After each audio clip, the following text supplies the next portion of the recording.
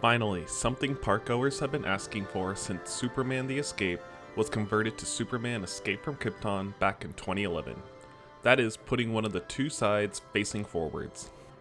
That dream is finally becoming a reality as the park has put the left side Superman car back on the track, this time facing forwards. As you might already know, both sides of the ride have been running in backwards mode since the redo in 2011. We've always wondered since then if the park could run the ride facing forward as the ride manufacturer Intamin designed these new cars to run forward or backwards. The park chose to run them backwards because it was a completely opposite experience to what the original Superman the Escape offered. That version opened in 1997 with both sides running forward and with older trains that have since been replaced with these newer ones, the ones capable of running in both directions. Superman, prior to the park closing for a year, has suffered costly repairs and was facing issues such as launch fins failing due to Intamin no longer making parts for the ride. This caused Superman to famously never hit the red zone like it did when it first opened in 2011. Fortunately for Superman, its sister version of the ride, Tower of Terror 2 in Dreamworld, Australia, recently closed due to park expansion efforts and possible reliability concerns and cost associated with keeping it running, something Superman has been facing since reopening in 2011. Intamin no longer supports the launch mechanism for this ride. I'm pretty sure the relaunch of Tower of Terror and Superman was the last time Intamin offered these parts for the two rides. The parks might have had to rely on costly third-party alternatives to repair these, if any other company offers services like this for such an old launch system. Since then, Superman more noticeably has been reaching lower heights on the tower due to degrading launch fins. Superman, prior to the park closing in 2020 due to COVID, hardly ever reached the red zone of the tower.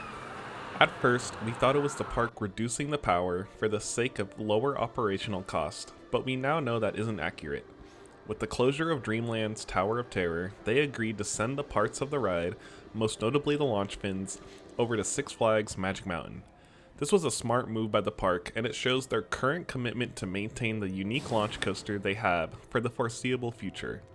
Now, with the launch system fixed up on both sides of Superman, thanks to the Tower of Terror parts, the ride now reaches the top of the red zone, based on the right side.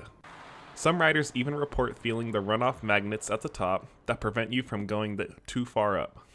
I would get on this attraction while you can, because depending on their surplus of spare parts, this ride may revert back to its slower launch status if not properly maintained.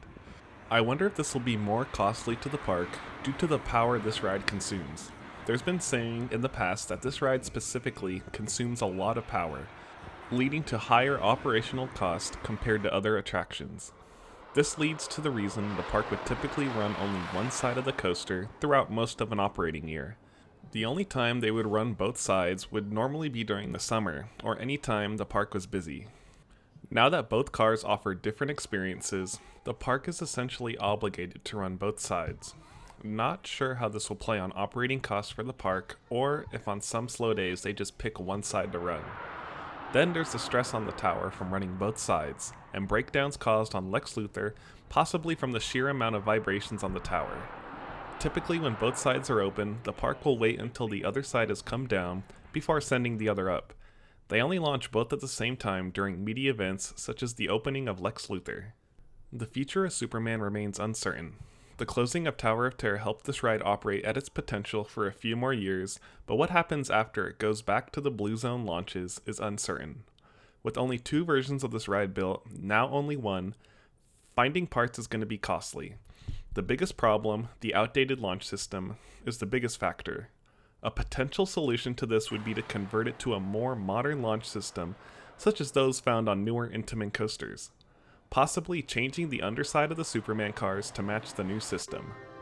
There's plenty of possibilities to keep this ride running strong, but other negative factors to the park keeping it include low capacity with only 14 riders per launch, a very short ride time, and the extremely loud roar this ride makes when the car travels up the structure.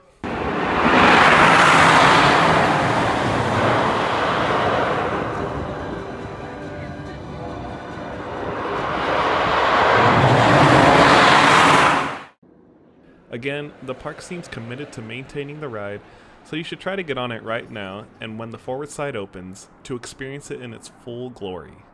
The forward-facing car's ability is finally here, and is an experience that some say was better than when they switched to the cars going backwards.